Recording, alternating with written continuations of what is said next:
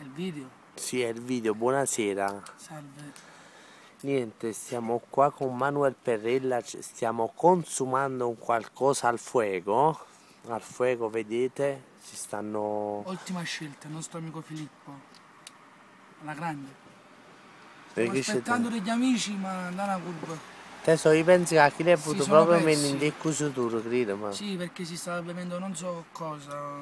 Tesoro, Quanti porta fino? non sai che cosa, mi capite che ha combinato?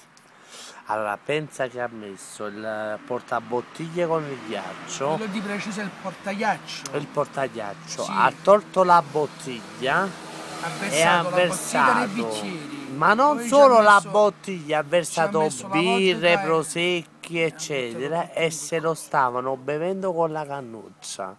Cioè, Manu, se è una cosa normale, dimmi tu. Secondo me no, perché erano 4-5 persone, cannuccio, cosa, sputazione, è uno schifo totale. No, con la cannuccia, cioè, avevano 3 cannucce. Però se tu pensi, no, se mi dici cannuccia mia, cannuccia tua, cannuccia un'altra, bevendo, comunque cade sempre. Infatti. È uno schifo totale.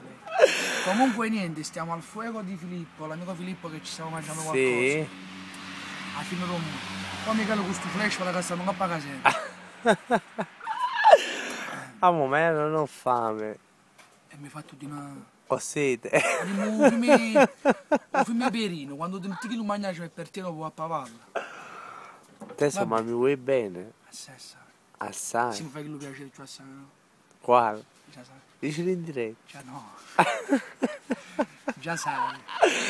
Ho capito, adesso lo sai qual è il problema? Vinta fiala. Tre? Vinta fiala. No, a me basta mezza, amo. No, vinta fiala. Vinta fiala. Però adesso capisci, io a compromessi non scendo. No, aspetta, no, tocca un tasto che mi...